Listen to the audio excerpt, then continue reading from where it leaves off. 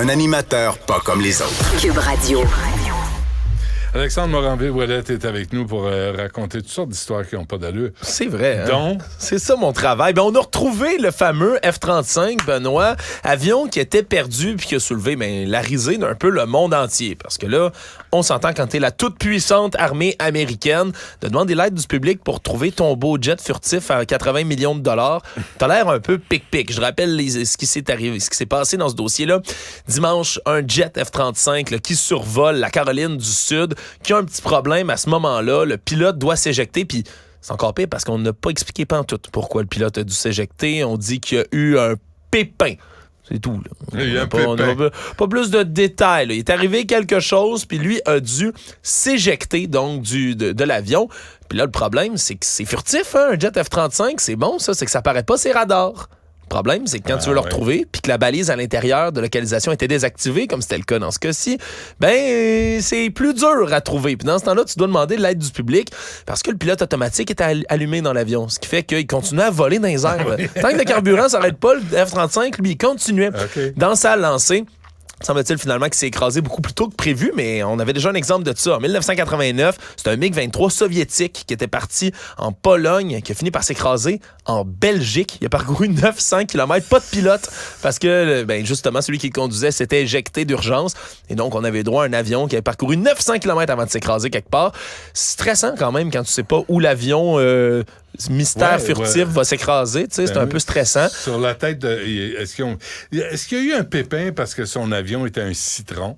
Non, là, je pense pas que c'est un Citron parce que le F-35, c'est censé, du moins, être, tu sais, l'avion de combat de pointe sur la planète, là, vraiment. Ah oui? Le fait qu'on n'a pas été capable de le retrouver, que les radars de l'armée américaine, ça démontre quand même qu'il y a une certaine efficacité auprès d'un avion furtif comme ça. Bien évidemment, sur le web, Benoît, des moqueries de partout qui ont fusé parce que ça fait un bout que l'Ukraine, quand même, demande des avions de chasse, tu sais, puis là, les gens demandaient avez-vous demandé à l'Ukraine s'ils l'ont récupéré? Ils aimeraient ça l'avoir, eux, si vous êtes pour le gaspiller, tu sais. Mais là, il s'est écrasé, là. Là, il s'est écrasé. On sait où? Écoute, heureusement, c'est arrivé dans un champ de débris dans le comté de Williamsburg, semble-t-il. Donc, ça tombe bien. C'est le cas de le dire. Oui, ça tombe bien, pas sur la tête de personne. Mais c'est quand même, là, puis pour les États-Unis d'Amérique et pour l'armée américaine, Benoît, mais c'est pas la première fois qu'ils perdent des choses comme ça qui soit valent cher, soit sont extrêmement dangereuses.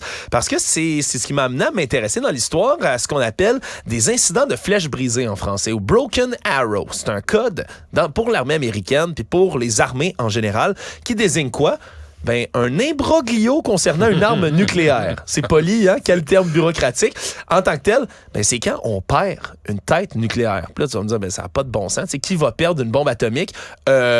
Beaucoup plus d'armées puis de gens qu'on pense, Benoît, puis c'est fou, là. Faut penser que depuis 1950 jusqu'à aujourd'hui, il y a 32 accidents connus, parce que pour bien les pays, la Russie, la Chine l'ont pas mentionné de leur côté combien de têtes nucléaires ils ont pu avoir perdu. À 32 reprises, on a perdu pendant quelques temps, du moins, des têtes nucléaires qui ont fini par être retrouvées. Parce que, tu sais, à partir là, de 1958 jusqu'à 1968, pendant 10 ans, il faut se souvenir que les États-Unis ont lancé une opération appelée Chrome Dome, dans laquelle ils faisaient voler là, autour de l'URSS en manière continue 12 bombardiers nucléaires B-52 qui étaient chargés à bloc de bombes atomiques. T'sais. Fait que maintenant, il finit par y avoir, quand se volait des bombardiers comme ça stratégiques constamment, des accidents. Heureusement, Benoît, on a récupéré presque toutes les têtes nucléaires dans ce dossier-là. Sauf... Je dis presque parce qu'il en reste au moins 3 qui sont connus comme étant perdus, Benoît, puis qu'on n'a jamais récupéré. Pense-y, c'est complètement débile. Il y a 3 têtes nucléaires complètement échappées.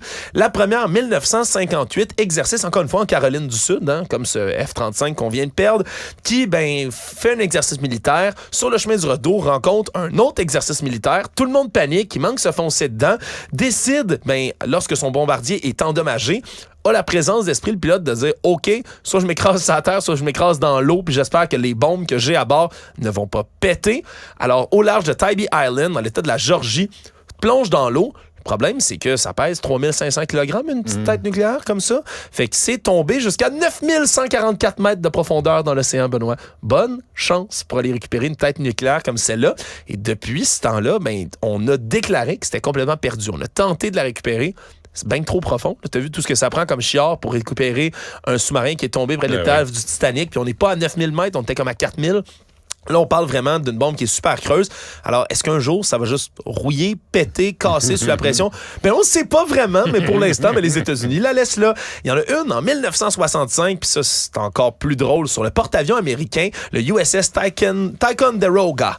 Il y a un jet qui est sur le pont, tu as déjà vu ça, un porte-avions. Le porte-avions finit par comme tanguer pendant qu'on déplace des avions, puis il y a un avion loadé avec une tête nucléaire qui glisse, parce qu'il est comme pas attaché, puis plouf, tombe dans l'eau complètement, coule à pic, puis encore une fois, ben, c'est bien trop profond, 4900 mètres sous l'eau, et pendant des années, des décennies, on l'a caché aux autorités japonaises que tout près d'une de leurs îles, on avait échappé. On laissé un cadeau. Ouais, c'est un petit cadeau, on a caché une bombe nucléaire ici, on s'excuse. Puis ben à ce jour, elle est encore là. On n'a jamais été capable de la récupérer, puis c'est encore à risque d'exploser, toutes ces belles choses-là. Puis il y en a même une autre, là, celle-là, on est moins certain de tout ce qui s'est passé. 1961, il y a des bombes nucléaires qui sont tombées, 2 dans un champ, alors qu'il y a un autre accident d'aviation qui s'est produit.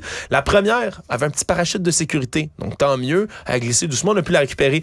La deuxième, c'est un peu plus fou, elle est tombée dans le champ, puis il y avait de la boue, puis la partie qui contient l'uranium, donc la plus dangereuse, alors que la bombe s'est fracassée, heureusement pas explosé, mais a fait quoi?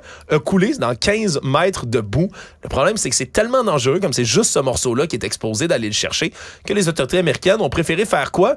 Ben, acheter des hectares et des hectares et des hectares de terrain autour, puis de juste condamner l'endroit complètement en continuant à verser de la boue dessus en se disant... Heureusement, ça va jamais péter. Du moins, on croise les doigts. Faut que tu développes ton radar. Regarde Yasmine qui te regarde, là. Ah, Yasmine. Regarde l'heure qu'il est. Des bombes nucléaires, Yasmine. C'est plus important que ton émission. Je peux pas croire.